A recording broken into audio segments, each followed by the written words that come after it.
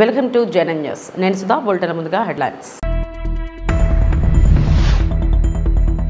Rajahmundry Morampudi flyover వద్ద TDP సభ్యులు ధ్వంసం చేస్తున్న శిలాఫలకాన్ని పరిశీలించిన మాజీ ఎంపీ భరత్.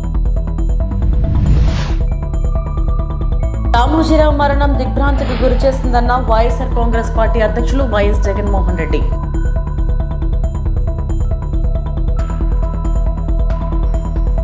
రామోజీరావు మరణంతో స్వగ్రామం పెదపారపూడిలో విషాద ఛాయలు. లోక సముద్రంలో మునిగిపోయిన గ్రామస్తులు.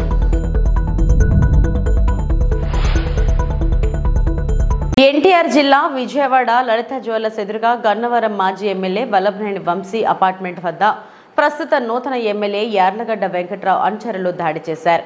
ఈ దాడిలో వంశీ వాహనాలకు స్వల్ప ధ్వంసం జరిగింది. యార్లగడ్డ వెంకట్రావు అనుచరులు సుమారుగా 4 కారుల్లో వచ్చి హడావిడి చేస్తున్నట్లు సమాచారం.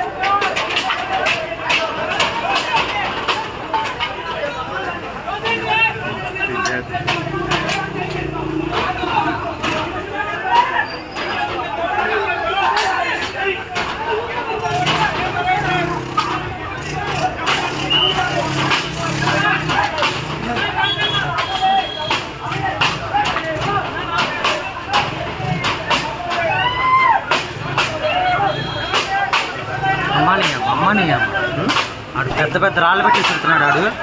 ఆడు బ్లూ టీ షర్ట్ వాడు పెంకులు పెట్టి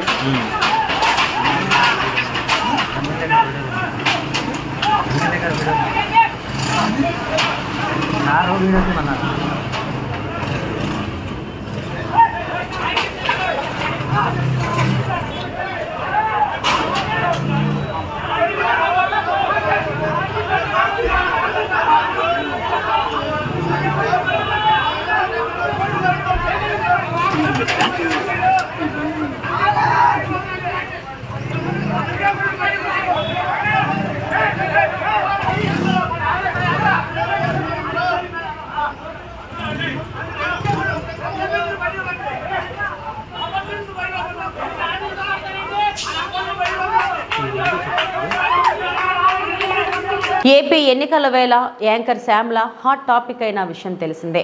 2019 ఎన్నికలకు ముందు వైసీపీ తీర్థం పుచ్చుకున్న యాంకర్ శ్యామల ఆ పార్టీ విజయం కోసం గట్టిగానే పనిచేశారు. ఆ తర్వాత ఆ పార్టీ అధికారంలోకి వచ్చింది. తాజా ఎన్నికల్లో వైసీపీ పార్టీ స్టార్ క్యాంపైనర్గా పనిచేశారు శ్యామల. కీలకమైన నియోజకవర్గాల్లో ప్రచారం చేసి జగన్ గెలుపు కోసం కృషి చేశారు. ఈ సందర్భంగా ఆమె పవన్ కళ్యాణ్పై కూటమి చేసిన విమర్శలు తెగ వైరల్ అయ్యాయి. అయితే ఈ ఎన్నికల్లో వైసీపీ డిజాస్టర్ అవడంతో శ్యామల స్పందించారు. జరిగిన ఎన్నికల్లో ప్రజలిచ్చిన తీర్పుని స్వాగతిస్తున్నాము. ఖచ్చితంగా ఈ క్షేత్ర స్థాయిలో జరిగినటువంటి ఎన్నికల్లో ప్రజలదే అంతిమ తీర్పు. మీ తీర్పుని ఖచ్చితంగా స్వాగతిస్తున్నాం, గౌరవిస్తున్నాను. ముందుగా అఖండ విజయాన్ని మూటగట్టుకున్న కూటమికి ధన్యవాదాలు. పెద్దలు నారా చంద్రబాబు నాయుడు గారికి, అలాగే పవన్ కళ్యాణ్ గారికి, బీజేపీ సభ్యులందరికీ, పురంధరేశ్వరి గారికి, అందరికీ కూడా హార్దిక కృతజ్ఞతలు తెలియజేసుకుంటున్నాము. అలాగే వైసీపీ గెలుపు కోసం కష్టపడ్డ ప్రతి కార్యకర్తకి, ప్రతి ఒక్కళ్ళకి, వైసీపీ కుటుంబం మొత్తానికి కూడా పేరు పేరున ధన్యవాదాలు. ఎస్, ఓడిపోయాము, కానీ ఒకటి గుర్తుపెట్టుకోవాలి, గెలిచిన నాడు ఎప్పుడూ విర్రవీగలేదు విజయ గర్వంతో. ఓడిపోయిన నాడు ఏనాడు కూడా కుంగిపోలేదు. అలాగే ఈసారి కూడా మన జగన్మోహన్ రెడ్డి గారు మరింత బలాన్ని పుంజుకుని మళ్ళీ ఖచ్చితంగా మీ అందరి సపోర్ట్తో మనందరం కలిసి జగనన్నతో నడిస్తే ఖచ్చితంగా మళ్ళీ ఒక మంచి ప్రభుత్వంగా మనం ఏర్పాటవుతాము. దేవుడిపై నమ్మకం ఉంచి ప్రజలకి మంచి జరగాలని కోరుకుంటూ ఎప్పటికీ జగనన్నతోనే అందరం కలిసి నడుద్దాము, మంచి చేద్దాం. ఏదైనా ప్రజలకి మంచి జరగడం ముఖ్యం. ఈ 5 ఏళ్లు కూడా ఆంధ్రప్రదేశ్కి ఎంత మంచి జరగాలో అంత మంచి జరగాలని మనస్ఫూర్తిగా కోరుకుంటున్నాను. జై వైసీపీ, జై జగన్. థ్రెటనింగ్ కాల్స్ గురించి వచ్చేసరికి చాలా కాల్స్ వస్తున్నాయి, చాలా బెదిరిస్తున్నారు. ఒక రకమైన భయంగానే ఉంది నాకు కూడా. కానీ ఏంటంటే ఒకటే చెప్పాలండి, నేను మీకు ఒకటి నచ్చుతుంది, నాకు ఒకటి నచ్చుతుంది, అలా అని చెప్పి మీకు నచ్చింది నాకు నచ్చిందని చెప్పి మీరు బతకడానికి వీల్లేదు అంటే ఇది చాలా అన్యాయం అన్నా, చాలా అన్యాయం. సో ప్లీజ్ దయచేసి ఏది కూడా వ్యక్తిగతంగా తీసుకోవద్దు. నేను వ్యక్తిగతంగా ఎవరిపైనా విమర్శలు చేయలేదు, చెయ్యను కూడా. ఎప్పటికీ నాకు చాలా గౌరవం. ఎవరన్నా కూడా వ్యక్తిగత విమర్శలు ఏవి నేను ఎప్పుడు చేయలేదు, చేయని మళ్ళీ చెప్తున్నాను. సో దయచేసి మీరు కూడా ఏది పర్సనల్ గా తీసుకోవద్దు. ఒక పార్టీని గెలిపించేటువంటి ప్రయత్నంలో నేను ఎంత చేయాలో అంతా చేశాను, ఉన్నదే చెప్పాను, లేనిది ఎక్కడా మాట్లాడలేదు. దయచేసి దాన్ని అర్థం చేసుకుంటారని కోరుకుంటున్నాను. రాజమండ్రి మోరంపూడి ఫ్లైఓవర్ వద్ద టీడీపీ సభ్యులు ధ్వంసం చేసిన శిలాఫలకాన్ని మాజీ ఎంపీ భరత్ రామ్ పరిశీలించారు. రాజమండ్రి శాంతియుత నగరం, ఎంతో మందితో పోరాడి మోరంపూడి ఫ్లైఓవర్ నిర్మాణం చేపట్టాం. ఫ్లైఓవర్ లేకపోవడంతో అనేక ప్రమాదాలు జరిగి వందలాది మంది ప్రాణాలు కోల్పోయారు. శిలాఫలకంపై నా పేరు మాత్రమే కాదు, కేంద్ర మంత్రి నితిన్ గడ్కరీ, మాజీ ఎమ్మెల్యే ఆదిరెడ్డి భవానీ పేర్లు కూడా ఉన్నాయి. శిలాఫలకం ధ్వంసం చేసిన ప్రజల గుండెల్లోంచి మా పేరు చెరిగిపోదు. అది కూడా అంతు చిక్కటంలే. మరి నిన్న చూసినట్టయితే విధ్వంసకాండ, శిలాఫలకము, గౌరవ కేంద్ర మంత్రివర్యులు నితిన్ గడ్కరీ గారు, వారిని రాజమండ్రి తీసుకొచ్చాం కేవలం ఈ ఫ్లైఓవర్ గురించి. వారిని తీసుకొచ్చి వారితో శిలాఫలకాన్ని చేయిస్తే వర్చువల్గా చేసినప్పటికీ కూడా దాన్ని కేంద్ర మంత్రికి మీరు ఏం గౌరవం ఇచ్చారనేది నాకు అర్థం కావట్లా. నిన్న ఎమ్మెల్యే మాట్లాడుతూ ఉన్నాడు, ఆశ్చర్యం అనిపిస్తూ ఉంది. అతను మాట్లాడిన విధానం కూడా ఒక్కసారి నేను చూపిస్తాను, ఫోన్ ఇలాగి. అతను మాట్లాడిన విధానం కూడా పడిపోయిందా మాకు తెలీదు, చెయ్యి వేస్తే పడిపోయినట్టుంది, అంతే. నాణ్యత లేని కట్టడం అనుకుంటా. మాట్లాడే మాటల్లో ఎంత దారుణంగా మాట్లాడుతూ ఉన్నాడు. ఆ పక్కనున్న అతను కూడా చెప్తా ఉన్నాడు,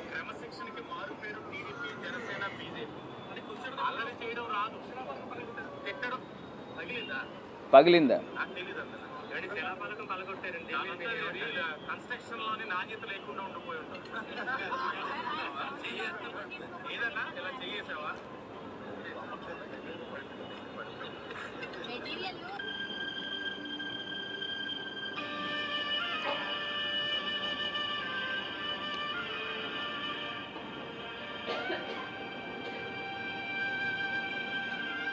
అంటే క్రమశిక్షణకి మారు పేరు అని చెప్తా ఉన్నారు.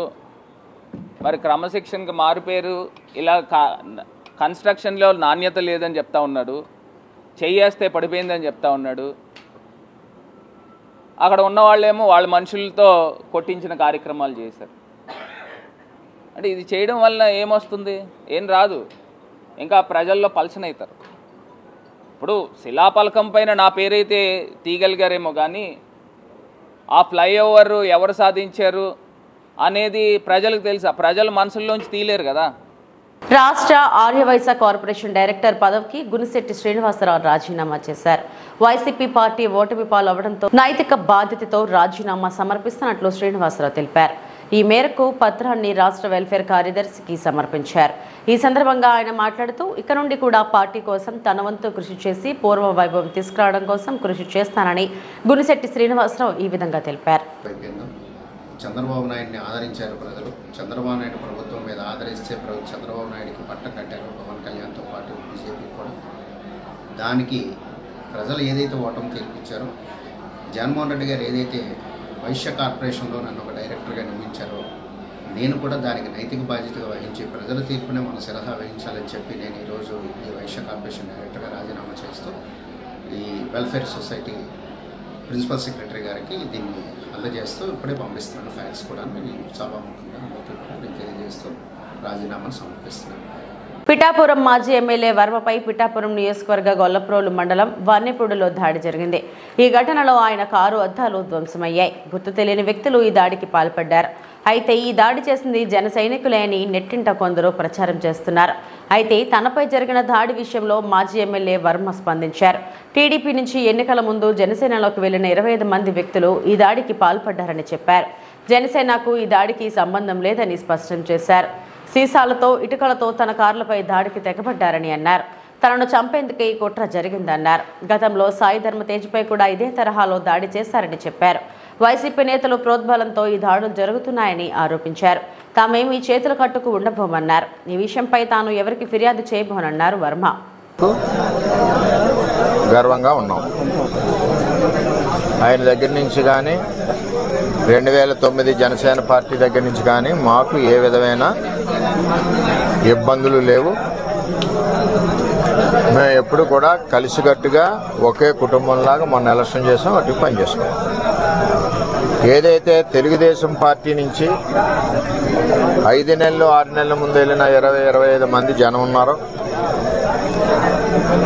వారిని స్థానిక ఎంపీ వైసీపీ పార్టీ అని చెప్పి పార్టీలో జాయిన్ చేసుకుని ఉండడం జరిగింది. వాళ్లే ఈ దాడి చేశారు మన్నిపూడిలో. చేత చాలా అవుతుంటాయి, మేము ఫేస్ చేయగలం. మాకు చేతగా కాదు, చేతగాని దద్దంలో కాదు. మేము ఈ దాడి ప్రత్యక్షంగా పోలీసులు ఉన్న చోట జరిగింది, పోలీసులు ఉన్నప్పుడు జరిగింది. మేము ఒక ఆయన్ని సర్పంచ్ గారిని కలవడానికి వెళ్ళాం. ఎలక్షన్లో రకరకాలుగా చేశాం. మేము పబ్లిక్గా చేసిన వాళ్ళు ఉన్నారు, చాటుని చేసిన వాళ్ళు ఉన్నారు, వెనకుండి మాకు హెల్ప్ చేసిన వాళ్ళు ఉన్నారు. ఇవన్నీ మేము చెప్పం కదా, ఊరందరికీ చెప్పాలని పని నాకు లేదు కదా. నాకు ఆయన బాధ్యత చెప్పారు ఎలక్షన్, ఆ బాధ్యత నేను నెరవేర్చాను.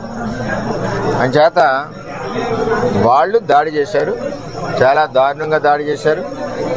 అందులో మా కారులో మండల పార్టీ ప్రెసిడెంట్ గారు ఉన్నారు, ఎక్స్ జెడ్పీటీసీ ప్రసాద్ గారు ఉన్నారు, ఇంకో ఎక్స్ జెడ్పీటీసీ బర్లప్పారావు ఉన్నారు, ఇంకో ఆయన ఎక్స్ ప్రెసిడెంట్ నాగు ఉన్నారు, ఇంకో ఆయన పార్టీ ప్రెసిడెంట్ శివ ఉన్నాడు. ఎంతమంది ఉండగా సడన్గా సీసాలు, ఇటుక బెడ్లు, ఇది మండలంలో ఒక ప్రాక్టీస్ అయిపోయింది. ఇది వరకు సాయి ధర్మతేజ్ గారి మీద కూడా ఇదే దాడి చేశారు. ఆ దాడి చేసినప్పుడు సరైన చర్యలు పోలీస్ యంత్రాంగం తీసుకోలేదు. ఆఖరికి వాళ్ళు వెళ్ళిపోయాక దాడి జరిగిందన్నారు తప్పితే, వాళ్ళు ఉండగా దాడి జరిగి దెబ్బలు తగిలితే వాళ్ళు వెళ్ళిపోయాక దాడి జరిగిందన్నారు. సరే, ఇదంతా కాంట్రవర్సీ ఎందుకని మేము మాట్లాడుకుంటున్నాం. ఇది నన్ను చంపడానికి కుట్ర జరిగింది. అంటే నాకు కూడా కార్యకర్తలు కూడా 150 మంది కూడా ఉన్నారు కాబట్టి ఇవన్నీ సీసం బెంకులు, ఒళ్ళంతా కారులో ఇటుక బెడ్లు, 2-3 గాయాలు, ఇవన్నీ జరిగినాయి. సరే, చూద్దాం ఏమవుతాం. ఇవన్నీ ఇటువంటి పిరికి బంద చర్యలకు భయపడేది ఏముండదు. వర్మ ఎప్పుడు కూడా 22 ఏళ్ళ నుంచి ఉన్నాడు, ఎప్పుడు కూడా ఇటువంటి వ్యవహారం జరగలేదు. ఈ సంస్కృతి పిఠాపురంలో ఇప్పుడే వచ్చింది. ఇప్పటి వరకు పిఠాపురంలో ఇటువంటి సంస్కృతి లేదు. చట్టం ఉంది కదా.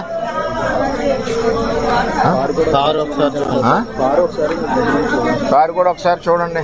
ఆ కారును కూడా నేను రిపేర్ చేయించిన, ఆ కారుని సెంటర్లోనే ఉంచేస్తా. పోలీసు సరైన నిర్ణయం తీసుకునే వరకు ఆ కారు ఈవేళ ఇక్కడ గెస్ట్ హౌస్ దగ్గర ఉంది, రేపు రోడ్డు మీద సెంటర్లో పెట్టేస్తా లాక్ చేసి. కొత్తగా తెలుగుదేశం పార్టీ నుంచి కొత్తగా వెళ్ళిన జనసేన నాయకులు వన్నెపూడి సంబంధించి ఇంకా ఉన్నారు. వాళ్ళ చరిత్ర కూడా ఇది వరకు అదే. అందుకనే పార్టీలోంచి పంపించాం, ఆ పార్టీలో తీసుకున్నారు. అది ఎవరి పార్టీ వాళ్ళ ఇష్టం, మనం వద్దని అనడానికి వీల్లేదు. సరే ఏం జరుగుద్దో ఆలోచిద్దాం. మా నాయకులు అయితే కంప్లైంటే వద్దన్నారు, మేము ఇప్పటి వరకు కంప్లైంట్ కూడా ఇవ్వలేదు. అది జనసేన అధినేతకి నిన్నటికి నేటికి కూడా మీరు దేవుళ్ళలాగే కనిపించారు, దేవుడు అనేది అని అంటున్నారు. ఇప్పుడు జన సైనికులు కానీ నాయకులు కానీ విధమైన చర్యలపై తమరు ఏ విధమైన జనసేన నాయకుడికి కానీ 2009 జనసేన తమ్ముళ్ళకి కానీ మాకు కానీ ఏ విధమైన ఇబ్బందులు గొడవలు లేవు, అంతా కుటుంబంలాగా ఉన్నాం. ఏదైతే తెలుగుదేశం పార్టీ నుంచి వెళ్ళిన నాయకులు ఉన్నారో 20-25 మంది, వాళ్ళందరూ మా పార్టీ కార్యకర్తల మీద దాడి చేస్తున్నారు, మా మీద దాడి చేస్తున్నారు, నా మీద ఫస్ట్ టైం ఈ విధంగా చేస్తూ ఉన్నారు. చట్టం ఉంది కదా, చూద్దాం. మా నాయకులు అయితే ఇప్పుడు వరకు కంప్లైంట్ ఇవ్వలేదు. నాయకులు మా మండల పార్టీ ప్రెసిడెంట్ గారు ఇల్లు చూసి కంప్లైంట్ ఇవ్వాలా. మరి అందరూ కూడా బుద్ధి చెప్పేవాళ్ళం, అందరికీ చేతనవుద్ది కదా. ఏం చేయాలన్నది వాళ్ళు నిర్ణయిస్తారు. బలంగా పెట్టి మీరు పవన్ కళ్యాణ్ గారు నిర్దేశంలో కీలక పాత్ర వహించారు. ఈ రోజు మీరే చెప్తున్నారు ప్రాణాలు కూడా తీయబోయారని చెప్పి అదే జనసేన కార్యకర్తలు వన్నిపూడి గ్రామంలో అంటున్నారు. అసలు ఏంటి సార్ ఇక్కడ సవరణ జనసేనలోకి తెలుగుదేశం పార్టీలోంచి వెళ్ళిన కొత్త జనసేన కార్యకర్తలని చెప్తున్నాను. ఇది ఎంపీ గారి గ్రూప్. ఇది ఆయన ఇప్పటి నుంచి కాదు, 8 నెలల నుంచి వీళ్ళ ద్వారా తెలుగుదేశం పార్టీ మీద పోరాడుతూ ఉన్నాడు. జనసేన బలానికి పనిచేయలేదు ఆయన ఎప్పుడు. అయినా మేము అతనికి కూడా సిన్సియర్గా ఓటు అడిగాం. అది తెలుగుదేశం పార్టీ సంస్కృతి. అది మీకు మినిస్ట్రీ రాకుండానే ఎలాంటి కొన్ని ఆరోపణలు చేస్తున్నారు. ఏమండి, ఎవరు ఎన్ని కుక్కలు మురిగినా నాకేమీ ఇబ్బంది లేదు. నేను ఎవరికి భయపడే మనిషిని కాదు. 22 ఏళ్ళ నుంచి ప్రజల్లో ఉన్న మనిషిని. నేను ఎవరికి భయపడను. నా మీద ఎంతమంది దాడులు చేసినా చేయనండి, చట్టాలు ఉన్నాయి. ఇది పవన్ కళ్యాణ్ గారికి కానీ నాకు కానీ, పవన్ కళ్యాణ్ గారికి కానీ ఆ 2009 బ్యాచ్కి కానీ ఎవరికి ఇది సంబంధం లేదు. నేను ఎవరికి ఫిర్యాదు చేయను కూడా. అది ఏ విధంగా జరగాలో ఆ విధంగా జరుగుతుంది. తిరుపతి శ్రీనివాస ఫ్లైఓవర్ పై ఎలక్ట్రికల్ బస్సును ఆర్టీసీ బస్సు ఢీకొంది. 2 బస్సులతో పాటు సుమో ప్రమాదానికి గురైంది. ప్రయాణికులకు స్వల్ప గాయాలయ్యాయి. అంబులెన్స్ ఘటనా స్థలానికి చేరుకొని గాయపడ్డ వారిని రియా ఆసుపత్రికి తరలించింది.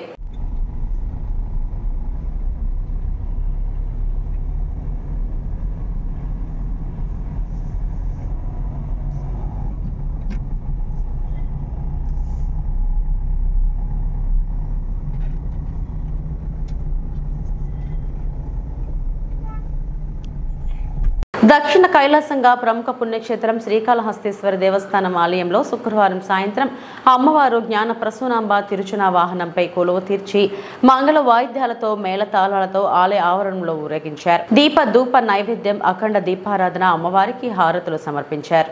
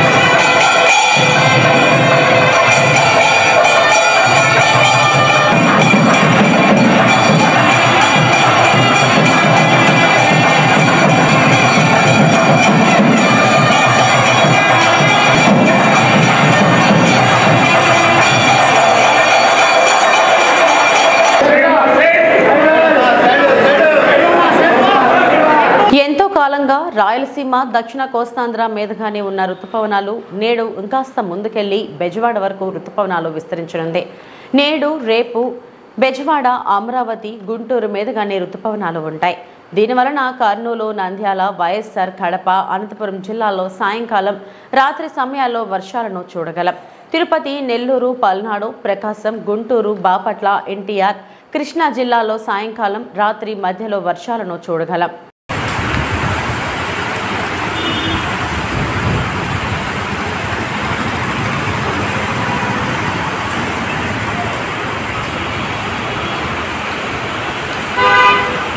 తన గురువు, మార్గదర్శకుడు రామోజీరావు మరణం బాధ కలిగించిందన్నారు సూపర్ స్టార్ రజనీకాంత్. జర్నలిజం, సినిమాలో చరిత్ర సృష్టించిన ఆయన రాజకీయాల్లో కింగ్ మేకర్ అని కొనియాడారు. ఉషా కిరణ్ మూవీస్లో పనిచేసిన నాటి నుంచి జబర్దస్త్ వరకు ఆయనతో అనుబంధాన్ని గుర్తు తెచ్చుకున్నట్లు మాజీ మంత్రి రోజా తెలిపారు. ఇక బోయపాటి శ్రీను తదితర సినీ రాజకీయ ప్రముఖులు రామోజీ మృతికి సంతాపం ప్రకటించారు.